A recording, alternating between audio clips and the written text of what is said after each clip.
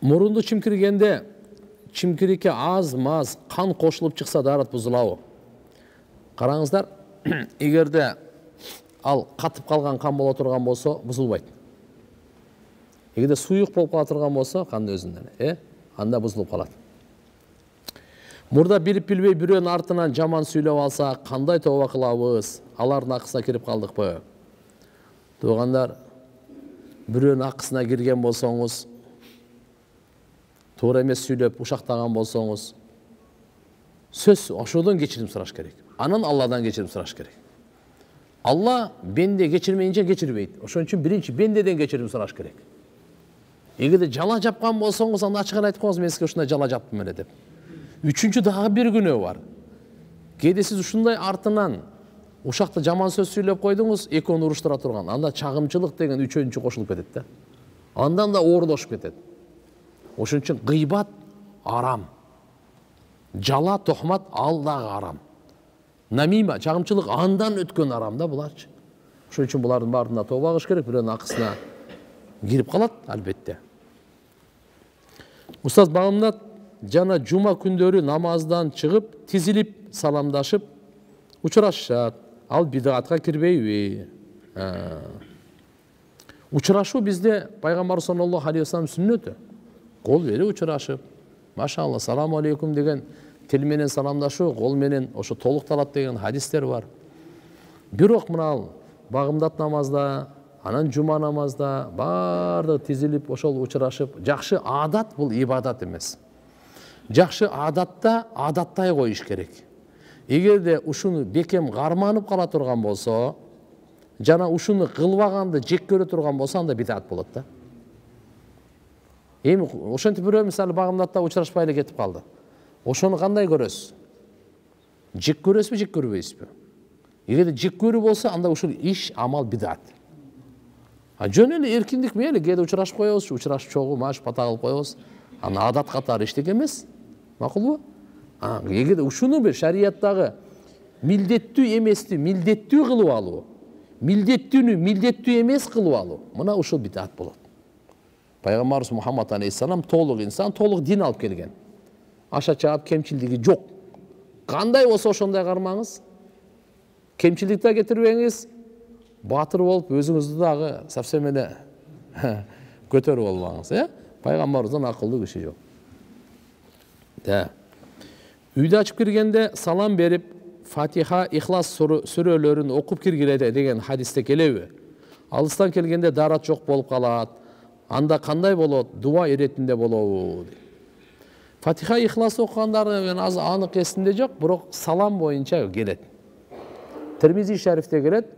Пайгамбар саллаллаху алейхи ва саллям Анас разияллаху анхуга айткан: "Я бунайя, ида дахалта аля ахлик", качан сен үй бүлөңө кире турган болсоң, үйүңө кире турган болсоң, фасаллим, салам бергин деген да.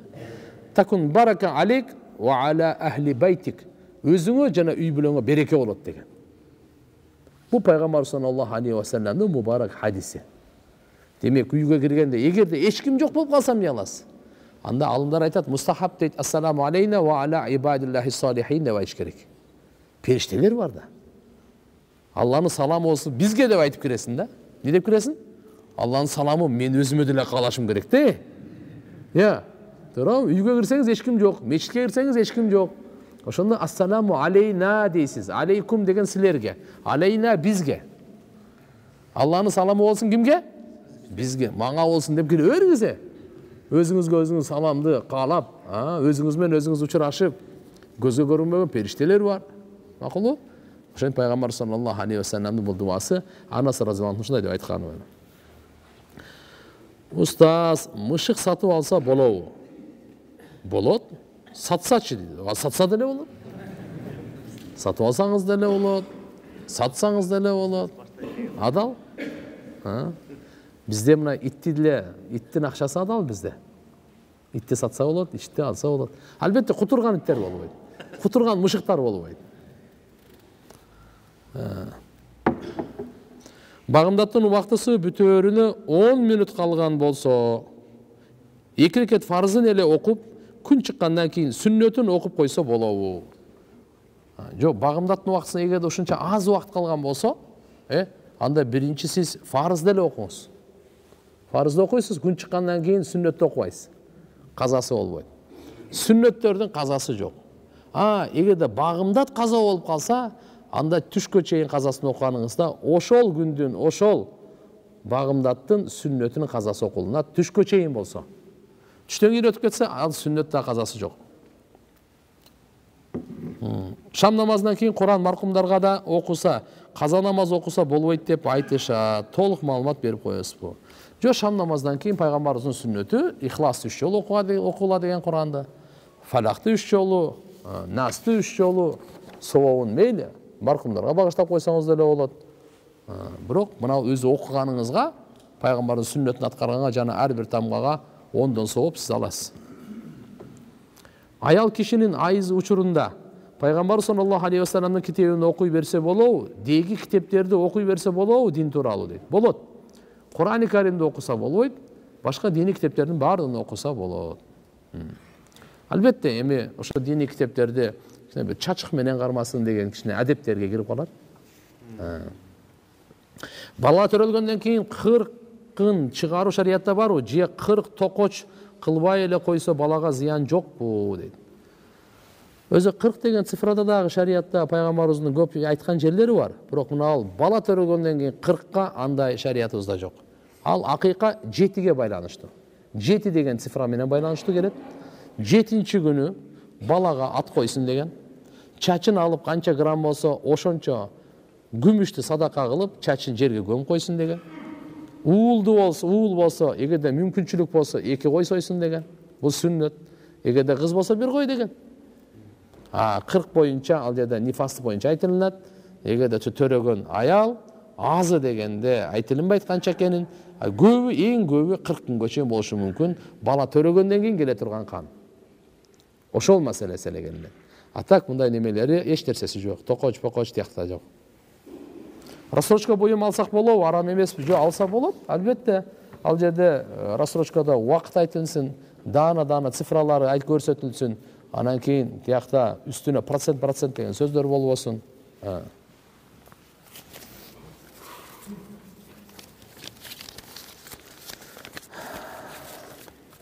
Мен азыркы учурда Арабаев университетинде окуймун.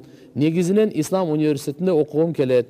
Эгер Ислам университетинде окуй турган болсом, ата-энем ыраазы болбойт. Бирок азыркы окуума кызыкпаймын. Эмне кылсам болот? Учурда 1-чи курсмун дейт. Алла. Эми мындай да балдар. Өзүң кызыкпасаңчы, андан толк жок. Бир кесиптичи адам кызыгып окуш керек. Ошондо майын чыгарып окуйсуң, ойлонуп окуйсуң, жашоомо ушул кесип менен мен өзүм жашап бала чакамды багам деген ниетте окуп атасың. Туурабы? Мейли ал врач болсун, инженер болсун, юрист болсун, экономист болсун, кандай гана болгон жактан. Ошон үчүн мен айтаар элем мына жаш студенттерге, ал сөзсүз кандай болсун, жакшы ойлон, жети ойлонуп биргес, бирок өзүңө пайда, өзүң кызыга турган нерсеге ал. Болсо өзүң кызыкпаган нерсе ал болбойт ал. Ал болбойт ал. Түшүнүктүбү? Ошон албетте азыр мына жерде ата-энеңер эми ислам институтунда окусаңар, алхамдулилlah, жакшы бул дагы. Конечно, ислам динде. Анан бирок ата-энеңердин ыраазычылыгына карап ойлошуңар керек өзүңөр. Нere койсам? Сизге жолугуп кеңешиңизди алсам болобу? Абдан муктаж болуп турам. Эртеңки күнүм акыретим үчүн маанилүү чечим алуу астында турам. Алла разы болсун. Мейли, мына азыр сабактан кийин болсо макул. Баланын чачын 7 күн болгондо алганбыз. Бирок садакасын кечирээк берип калдык. Эч нерсе болбойбу? Же дароо берген жакшыбы? Же эчтеке болбойт, садакасын кечирээк берсеңер да эчтеке болбойт. 7-нчи күнү пайгамбарыбыз кайсы нерселерди айткан болсо, ошолорду аткаруу сүннөт. Үйүбүздө мышыгыбыз бар. Намаз окуп жатканыбызда баш жагыбызга жатып алат. Же жай намаздын үстүнө отуруп алат. Зыяны тийбейби? Мурда көңүл бурчу эмеспиз. Bir kız ошол мышыкка сыйынгандай болуп каласыңар дегенден бери ойлонуп калдым. Жок. Ал өтө берет, кете берет, неме да? Макулу, ал эч нерсе эмес. Витр намазда кээде гана кунут дуасы эч эсиме келбей коет. Канча эстейин десем да оюман чыгарып тура берет. Ошондой убакта Ихлас сүрөсүн 3 жолу окуп намазды бүтүрөм. Боло береби? же кунутту билгенден кийин дуанын өзүн гана окуш керекпи? Кунут дуасы мындай да. Ошол 3-чү рекетке битирип вачипте Аллаху акбар деп айтыштык сүннөт. Бул важип, то есть кол көтөрүп коебуз го. А кунут дуасы важип болот. Эгерде бирок кунут дуасын билбесе, азыр жаттай элек болсо, Ихлас сүрөсү эмес, ал жер маками дуа дейт. Дуанын жайы Аллахумма гфирли деп коесуз. Ошо жетет. Я Алла, мени кечир деген сөз. Дуа болуш керек аерде. Же Роббана атинаны окусаңыз болот. Ал дуа. Макулбу? Анан кунуттун дуасын үйрөнгөндөн кийин дуасын окуп кете бересиз. Мен жумушта кассада акча менен иштейм. Анан ар дайым сдача бергенде 1-2 сомдон кем кылып берип коем. Кечинде бир той эле акча топтолуп калат. Бул чоң күнөөбү? Кантип күнөөндү жуусам болот дейт. Кандай кылбаш керек де? Вайлул лил мутаффифин дейт. Ошо кемитип алып калгандарга вайл, шору курусун, азап болсун, бактысыздык, дозоктун бир өрөнү бар. Дозоктуктар баана тилеген. Ошон үчүн мына таразадан алдаган, тарткандан алдаган, бензинден алдаган, макулбу, өлчөгөн, тарткан, материал, кайсы нерседен гана болсун да, барды ушуга кирет. Өтө жаман нерсе, таксылар. Ошон үчүн мына жерден иша будан кийин мындай кылбаш керек, тооба кылыш керек, чын жүрөктөн. Анан калган канча топтолгон болсо, ушунун бардыгын бирөөгө берип бериш керек вечерага. Садака кылып бериш керек. Арам да бул акча, бирок садаканын ниетин кылбаш керек. Имам Абу Ханифа рахматуллахи алейхи айтат, бирөө сураганда садакадан акча келип калса, арамдан келип калса, эмне кылыш керек? Арам акча бар менде. Эмне кылайын? Арам акчаны садака кыл, бирок садаканы ниет кылба дейт. Кылсаң күнөөкөр болосуң дейт. Биз болсо садака кылсак ниет кылабыз го. Ушуну сообу мага тийсе экен депчи. А бул сенде арам нерсе, бул сага сообу тийбейт. Кеткени өзү эле жеңиште өзүчү. Сенин кеткени да, сенде туруп калганы чатак да. Дарат бар. Масыга масык тартылган. Куптанда масынын чечкенден бутун эле даратты бузулабы же кайта баштан толук дарат алыш керекпи? Жок, масын чечкен болсо эчтеке болбойт. Мындай да. Сиз даратты алдыңыз, ана масыны кийдиңиз. Болду, ошо ойдон сиз даратыңыз сынган жок да. Түшүнүктүбү? Даратыңыз сынган жок, ажатканага барган жоксуз, канап кеткен жок, уктап калган жоксуз мисалы. Макулбу? Жел чыккан жок, даратыңыз сынган жок. Сиздин ба дараттын үстүндө кийгенсиз масыны, бол жүрө берет. Эми эрте менен ушундай болгондо түштө ажатканага бардыңыз саат 12-де. 12-ге бардыңыз, масыңыз бар да. Аяктан чыккандан кийин дарат аласыз дагы мас тартып коесуз. Болду. Ошо саат 12-ден баштап өкүмү жүрөт эми. Канча? 24 саатка жүрөт. Эртеси күнү багымдатка чейин эмес, эртеси күнү саат 12-ге чейин ошо жарайт да. Түшүнүктүбү? Качан башталат түшүндүңүздөр да? Дарат сынгандан башталат. Ошол убактан тартып башталат дагы 24 саат. Мусапыр болсоңуз, ошол 3 күн 3 түн. А эгерде мисалы дарат бар азыр. Жана путум ысып кетти да. Мен дарат сынган жок, чечип койдум, эчтеке болбойт. 10 жол чечип, 10 жол кийбейсизби, эчтеке болбойт. Түшүнүктүбү? Ага эч нерсе болбойт ал. Эгерде баягы сынгандан кийин мас тарттыңыз го? Кийин путуңузду чечтиңиз. Путты эле жууп койсоңуз болот. Түшүндүңүзбү? Так, зикирди шыбырап айтыш керек экен го. Ичинен үн чыгарбай зикир кылса болобу? Болот, зикирди үн чыгарып айтса деле болот. Ичинен айтса деле болот, жеке деле болот, жамаат менен деле болот. Төртөө тең бар зикирде. Бирок азыр айтып атканда хайру зикр ал-хафи, эң мыкты зикир өзү жашыруун да, ичинен. Себеп ихласка жакыныраак да. Устаз, менин кызымдын аты Айдай. Мен аны боюмда кезде Айша деп коем дегем. Анан кайненем Айдай коюп койду. Биз ошондо карыз болуп калган жокпузбу? Рахмат. Жок, эч кандай карыз жок. Айдай деле жакшы. Менин көптөн бери ойлондурган суроом бар. Мен эрте мененки намазыман кийин көзү өтүп кеткен чоң атама, чоң энеме Куран окуйм. Бирок ошол окуган Куранымды багыштадым деп айтпаш керекпи? жөн эле окуп бата кылып коюш керекпи? Өлүктөргө Куранды багыштадым деген туура эмеспи? Жок, туура эле. Багыштадым, ошолорго соогун жеткиргин я Алла деп айта бересиз, эчтеке болбойт. Эмнелер нажас болуп эсептелет? Өткөндө да ушундай суроо болду беле? Нажас деп, мына нажастар, нажасын айын деп коет, болбой көзгө көрүнгөн мына арактар деле, адамдын ошондо мына кусунду, зара, улуу зара, кичи зара, кан, ириң, булар нажастар. Менин кремимдин составында спирт бар экен. Ал кремди коюп намаз окусам болобу? Мурда ошол кремди коюп намаз окуйт элем.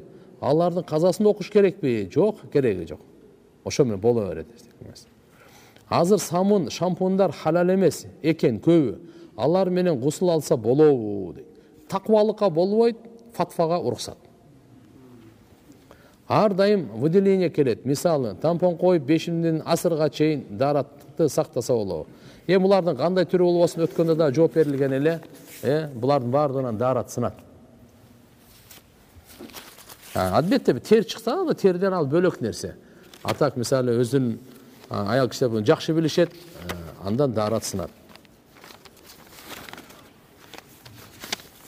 Аллаху акбар. Илим алууга жана илим берүүчү инсан бири-бирине капа болуп калса, устаз талабага таарынса, эмне кылуу керек? Кечирим сурап көрдүм. Менден устазым тапшырма сурабай койду. 1-2 жолу сабак кылбай калдым эле. Жок, кечирим сурагандан кийин болду. Чын жүрөктөн кечирим сураңыз мындай. Кээ бирлер бар го, эми кечирип коюң эми деп мындай. Мындай менде мындай догурунуп айтат да. Андай болбойт. Кечирим деген өзү кичпейт, моюнуна күнөөнү алып, будан кийин кайталабайм деген. Анан кечирим сурагандар көбүнчө мындай кичине икрам менен чогуу болсо жакшы болот да. Бул жакшы нерсе. Кичине чай, тамак, же көңүл эмнени жакшы көрөт? Алманы жакшы көрөт, сникерсти жакшы көрөт. Же болбосо атырды жакшы көрөт, же ручканы жакшы көрөт, же блокнотту. Бирок ушундай болуп калса, аркасынан жакшы иш кылып коюш керек да. Пайгамбарыбыз саллаллаху алейхи ва саллям Мадина Мунавварага эмне үчүн көчүп кетти? Негизи жараткан Алла субхана ва тааланын буйругу болгон. Албетте себептер пайгамбарыбыз Меккеде чоңоюп, Меккеде даават кылууга тоскоолдуктар көп болгон. Өтө көп тоскоолдук, зулумдук. Ошон үчүн пайгамбар саллаллаху алейхи ва саллям биринчи көчүү хижратты бир топ сахабаларды Хабаш деп коет, Кызыл деңизден нары Эфиопияга өткөнгө ошол жака буйрган. Экинчи улуу көчүү хижрат бул пайгамбар саллаллаху алейхи ва саллям Мединага көчкөн. Биринчи Эфиопияга көчкөн, экинчи Мединага. Биринчи көчүү иманды сактоо үчүн, экинчи көчүү исламды таркатуу үчүн. Алла Тааланын данышманды экен. Медина эли Мединага пайгамбарыбыз көчкөнгө чейин эле алар ажылыкка келишчү эле да. Пайгамбар саллаллаху алейхи ва саллямга жашыруун жолдо пайгамбарыбыз аларга даават берет эле. Алар иман келтирип, 1 жыл көбөйдү, экинчи, үчүнчү көбөйүп, Мединага пайгамбарыбыз келгенге чейин эле чөйрө түзүлүп калган болчу. Почти что ар бир үйдө иман бар эле. Пайгамбарыбыз келгенин ушундай эңсейт эле. Келсе экен бизге, келсе экен деп. Алла Тааланын хикматы эми Кудай кааласа мына Мухаммад Расулуллах саллаллаху алейхи ва саллям осуяттарын окутабыз го. Bundan keyin көчүүгө да убакыт келет. Кандай болгон, ким болгон, ар бир иншалла илим алабыз буюрса бака. Макулбу? Иманды күчтөнтүү жөнүндө айта кетесизби? Иманды пайгамбар саллаллаху алейхи ва саллям айтканда, "Жаддиду иманакум", иманыңарды силер жаңылап тургула. Жаңыртып тургула күчөт. Кыйна я Расулуллах, ва кайфа нуджаддиду иманана. Канти биз иманыбызды жаңылап күчөтүп турабыз? Кал аксиру мин каули ла илаха иллаллах. Ла илаха иллаллахны көп айтыш керек экен да. Арабчасындагы, мазмунун кыргызчасындагы. Ла илаха иллаллахнын тафсирин да көп айтыш керек адамдарга, тияк-бияктаргачы. Эгер жан дүйнөбүздө чаржайыт ойлор, тынчсыздандуулар болуп, тандоолордон не кыларыбызды дагы билбей жаткан учурда эмне кылсак болот дейт. Аллаху акбар. Ушунун атын фитна деп коет. Тополоң, когалаң, түшүнүксүз не кылып, адамдын жүрөгү амалга, жакшылыкка тартпай калганда, ошондо өлүктөрдөн катарында өзүңүздү эсептеңиз. Күнөөңүздү эстеп, Алладан кечирим сураңыз. Алладан товфик сурап, албетте, иншалла башкаларды дагы азыр жакшылыкка айта бериш керек. Нафс калайбы, каалабайбы, түшүнөсүзбү, түшүнбөйсүзбү, кыласызбы, кылбайсызбы, жакшылыкка чакыра бериш керек. Хижаб кийип алып, кыз жигит болуп, жолугуп, же жазышып жүргөндөргө сөзүңүз кандай? Сөзүңүз кандай эле болбойт. Хижаб кийген эми алхамдулилля, буга шүгүр, бирок мындай кылган болбойт. Биз инимдин көзүнө байланыштуу Оштогу Карасуу районундагы Абдулмалик аттуу молдого барабыз. Алла Тааладан аян түшүп бизге тапшырма берет. Абдулмалик молдо тууралуу маалыматыңыз барбы? Улантып бара берсек болобу? Рахмат. Мен билбейт экенмин буну. Бирок мына Алладан аян түшүп бизге тапшырма берет, бул болбой калды го дейм. Бул жак болбойт, барсаңар болбойт мындайга. Алладан эч кимге аян түшпөйт. Шайтандан түшүшү мүмкүн. Аяндар бар, шайтандан бар. Жок эмес да. Эгер жолдошум мени бакпаса, кыянат кылса, карыздарын төлөтпөсө, мейманканада жаткан сүрөт келсе, ойношу. Мен ошого шүгүр кылып жашай беришим керекпи? Жок, жашабай эле коем.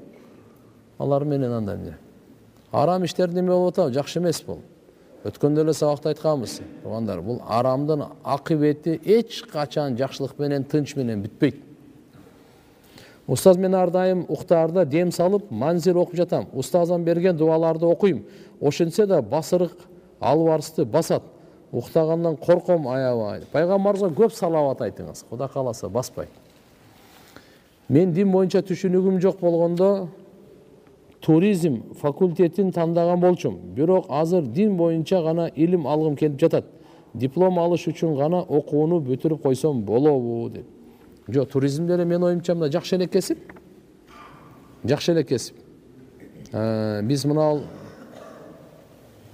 Стамбулга барганыбызда ошол жерде алхамдулилля баягы не деп коет? Гид деп коет. Мени бир түшүндүрүп берет го нерсени, аябай тияк бияк атай ушулардан иштешет экен.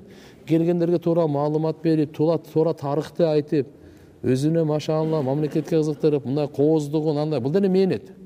Жана башка мисалы туризм только бир маалымат менен эле чектелбейт да.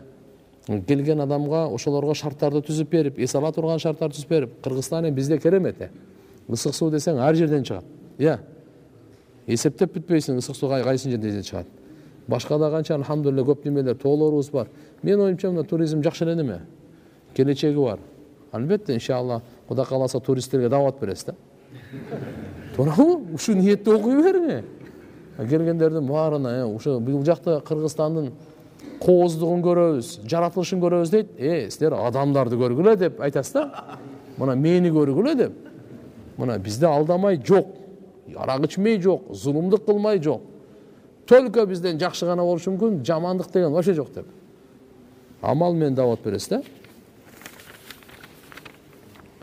Пайгамбар саллаллаху алейхи ва саллям түшүмө кирди. Машаалла, мубарак. Бир тизесин жерге тизелеп отуруптур. Сиздин ошол күнү камалып каларыңызды түшүмөн аян менен түшүндүрдү. Жихадка чыккан мезгилдегидей болуп кайрылып турду. Аллахым өзү колдосын. Рахмат, Алла Таалам ыраазы болсун. Мубарак болсун. Кыздарга турмушка чыкканга чейин бир эле жолу дааватка чыгабы? Же бир нече жолу дааватка чыкса боло береби? Карап көрсүн, эми атай эреже бар, машфарага салып анан жооп аласыздар да. Мага телефонго ким дейт? WhatsApp'tan звонок кыл дейли, абысын дейи. Бирок аябай түшүнүксүз жазылып калыптыр. Түшкө пайгамбарыбыз саллаллаху алейхи ва саллям кирсе кандай болот? Өтө жакшы болот, мубарак. Бул мындай, эгерде пайгамбарыбыз саллаллаху алейхи ва саллям өзү айткан, ким мени түшүндө көрсө, ал менин өзүмдү көрдү. Анткени шайтан менин келбет түшүмдү, менин өңүмдү, сүрөтүмдү өңдөй албайт ал деген да.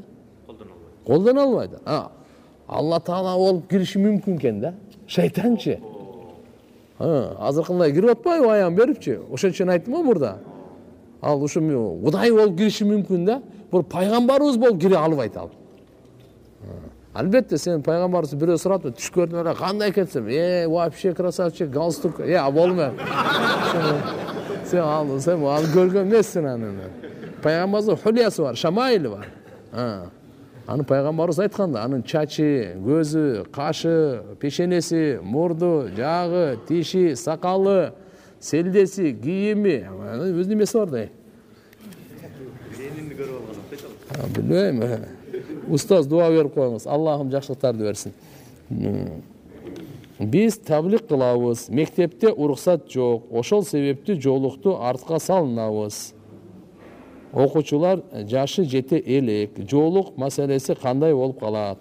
Жолук маселеси алхамдулилlah качантан бери биз айтабыз. Биздин маданият, ибадат, сыймык, намыз, бакыт эчтеке деле калган жок го. Акыйкатта президентибиз Садыр Нуркожоевич өткөндө айтып эле койду го. Бүгүн Кыргызстандын падышасы, демократиялык мамлекетте жашап атабыз. Конституция мыйзамга карай турган болсок, ар бир мусулмандын, ар бир жарандын акысы кандай кийинет, кандай кылат. Билимин оңдойлу, ынтымагын оңдойлу, адебин, маданиятын, тазалыгын карайлы, ден соолугун карайлы. Жолук. Кыямат күнгө чейин боло турган болобу жолук. Кудай кааласа иншалла. Алла Таалам жардам берет өзүнүн динине. Кыжалат болбош керек. Кичине тоскоолдук болот, ошого кыйкырып узучу да чыгарбаш керек. Кичине тоскоолдук болсо сообуңуз көбөйөт. Аллага көбүрөөк жакындайсыз, көбүрөөк кайрыласыз. Устаз сизге так, сиз эң сонун устаздар, Алла кабыл кылсын. Тилектер экен. Ата энем хижапка каршы болуп атат, жумушта да каршы болуп атат. Эмне кылайын? Намаз окуйм. Кудай калса баары жакшы болот. Кызмат эле кыла бериңиз, каяш айтпаңыз. Урушса деле жылмая бериңиз. Акырын эмне жылмаясың деп, өздөрү да жылмая берет да. Гүлүп жеңиңиз, гүлүп. Жумшакты, катыкты дайыма жеңип келген. Кичпейилдик, текеберликти дайыма жеңип келген да. Дайыма жеңип келген. Египетте илим алуу үчүн кетип жаттым эле, билет жана виза каражат жетпей атат, жардам бересиздерби? Алла Таалам кабыл кылсын, жеңил кылсын. Кудай кааласа. Илимдүү кыз илимсиз балага турмушка чыкса болобу? Машалла. Эми мындай тең болбой калат эми. Куф деген бар да. Тең менен карап туруп. Ушундай. Бирок эми карап туруп, бүгүнкү учурда тиги илимсиз бала деп фарз айын деп билсе, кыз көбүрөөк окуган болсо эчтеке эмес. Фарз айын деп билсе хотя бы. Негизги акыйда, фарыз, намаз, орозо, укуктарды билсе боло берет. Ибадаттарга бекем болуу үчүн эмне кылсак болот? Ибадаттарга чакырыш керек. Ибадаттардын фазилетин көбүрөөк окуш керек. Ар кимдин характерине жараша мамиле кылуу эки жүздүүлүкпү? Жок. Айша энебиз айткан, Амарана Расулуллах саллаллаху алейхи ва саллям аннунзилан наса маназилахум. Пайгамбар саллаллаху алейхи ва саллям бизге буйрук берген. Биз адамдардын деңгээлине жараша урмат сый көрсөтүүбүзгө. Андай эмес. Бир коомдун жетекчиси, коомдун башчысы, коомдун аксакалы, жаш баласы менен теңдей мамиле кыласызбы? Бул ошун өзүнө жараша, буга өзүнө жараша, бул мунафыктык эмес бул. Анын сыйы, урматы көп да, Карынын, карыянын, энелердин урматы чоң да жаш балдарга. Тең эле алсаң азыртан эле мени ушул аксакалдай урматтабайт деп, андай болбой калбайбы? Пайгамбар саллаллаху алейхи ва салламга Жабраил периште келип айткан. Каббир. Мисвакты берейин деп аткан эле, кимге берсин? Улусуна берген dedi. Биз улууну урматтоо бар да. Макулбу? Ошон үчүн иншалла бул эки жүздүүлүккө кирбейт. Ар биринин өзүнө жараша мамиле кылганга пайгамбарыбыз буйрук берген. Жаш баланын, эмчектеги баланын идиштерин бөлүү керекпи? Эмчек эмген баланын жеген алмасын апасы алып бөлүп жесе арам? Жок, мындай нерсе жок. Тамагын бөлүп эле коюңуз, бардыгы эле бир жей берсе болот. Мусулмандын кешигинде шыпа. Бирөө тиштеп койсо ошону жебей. Андай жок нерсе. Айны балдар, Кудай кааласа алхамдулилlah, мусулмандын кешигинде шыпа. Азан учурунда тамак жесе, Куран окуса болобу же тынч гана угуу керекпи? Машалла. Азанды айтып атканда тил менен жооп берип туруу сүннөт, пут менен жооп берүү важип. Мечиттин сыртына жүрөсүз да? Азан айтылып атканда тил менен жооп берип коюп, ошол жакта иштей берсең, анда болбой калат. Пут менен жооп берүү кандай экен? Кээде инсан путу менен жооп берет. Пут менен жооп бериш важип болот. Тил менен жооп берип коюш сүннөт, мустахаб ал. Макулбу? Идиштин чети сынык, кемтик болсо, береке болбойт деген туурабы? Сынык, тарак болсочу дейт. Пайгамбар саллаллаху алейхи вассалам тыйып салган. Ошо сынган жеринен ичсеңер болбойт депчи. Устаз, менин илим алууга, хафиза болуума дуа кылып коюңузчу. Алла субханаху ва тааля берекелүү, пайдалуу билим берсин. Кыз баланын акчасы ата-энеге адал. Так, инимдин аялы 6 жыл болду, балалы боло элек. Алла таалам салих фарзанд берсин. Алла субханаху ва тааля салих фарзандтардан берсин, перзент берсин. Буну түшүнүксүз болуп калды. Буларды эмчекеден бүтүрүп берели. Я көбөйүп кетти го. Мечитте болчу ушундай сабактарга так айыз убактысында барып катышууга болобу? Жок, мындайда жунуп, айыз, нифас ушул үчүн мечитке келсе болбойт. Жуунмайынча. Кечеге өткөндөгү мына аялдардын эме сабагы го. Мына сабакты мына суроолорго жооп берели, аялдарды кое туруп, макулбу? Берби окугула. Даана тактарды окуй берейин тезирээк. Азыр кыздар тырмактарын өстүрүүнү мода кылышты. Карасаң, чычкан союп жечүдөй узун. Аны акча коротуп жасатышат. Буга корогон акча ысыраппы? Тырмакты өстүрүү болобу? Болбойт. Бул мындай да, тырмак бул кир. Ислам бул таза. Ислам дини кир, нажас, ыплас менен күрөшүү үчүн келген. Ким ыплас болгонду кааласа өстүрө берсин каалагандай. Ким таза болгонду кааласа аны алып койсун. Кирди айтат да булчу. Адамга зыяндагы билип коюңуз. Кир кийимди кийесизби же таза кийимди кийесизби? Кир жүрө бересизби же таза жүрө бересизби? Экөөнүн айырмасы кадимкиде денеге рахаты бар. Ошончо бул исрапка кирет. Кыздар кирпикти жасалма коюп иштешет. Болобу шариятта? Болбойт. Кашты кичичине терип формага салып, аны хына менен боесо болобу? Каш терүү Пайгамбар саллаллаху алейхи ва саллям ачык айкын өкүмүндө тыйып салган. Каш терүү болбойт. Албетте эгерде кашы көзүнө түшүп жүтөтүп аткан болсо, кичине кырып койсо мейли. Ушундайлар болот. Кырып койсо болот, өсүп көзгө неме болот, тоскоолдук болгон учурда. Терүү ал болбойт. Так, мен тааныш, только аялдардын суроосу го бир. Мына жалпы суроолор эркектердин сабагында эркектердин суроосун айтайын деп атам, эле карагыла. Устаз, саждага барган учурда эки бутун башын бириктириш керекпи дейт. Хадисте келет. Бирок куму лиллахи канитин Кур'ани Каримде айтканына караганда кандай турсаңар ошо кыймылдабай туруп намаз окугула мүмкүн болушунча. Ошон үчүн саждага барганда эки путту бириктирүүнүн андай кажети эле жок. Өзүнүн абалында таштаган жакшыраак. Биздин мазхабта ушундай. Рүкүдө турганда чыканакты бүксө болобу? Дененин Г формасына келтириш үчүн дейби? Мондай Г формада, чыканакты бүксө болот. Чыканакты мындай кылып койбош керек да.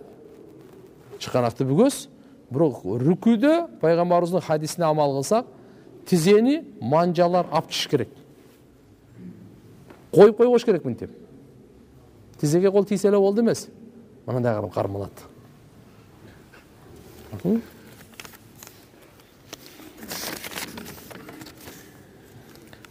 Мастурат менен чогуу жашабай, калганыбызга 2 жыл болуп калды. Жашабай эле коёйлу деген дейби? Макул деп койгом. Жашабай эле коёйлу десе, макул деп койгом. Ошондо талак түшүп калдыбы? Ортодо 5 жашар кызым кыйналып атат. Талак түшпөсө кайра жашап кете аламбы? Ушуга бир кеңешиңизди айтып коюңузчу. Бул жерде мында ниетиңизге карайт да. Ажырашуу максатында айткан болсоңуз талак түшөт. Бирок ошондо эле бир талак түшөт, кайрадан нике кыйып алсаңыз болот. Убакыт болуп калдыбы? Урматтуу туугандар, жараткан Алла субханаху ва тааля баарыбызга амал кылыштыкка товфик берсин. Ва саллаллаху аля набийил карим ва аля алихи ва асхабихи ажмаин. Амин. Бирахмат.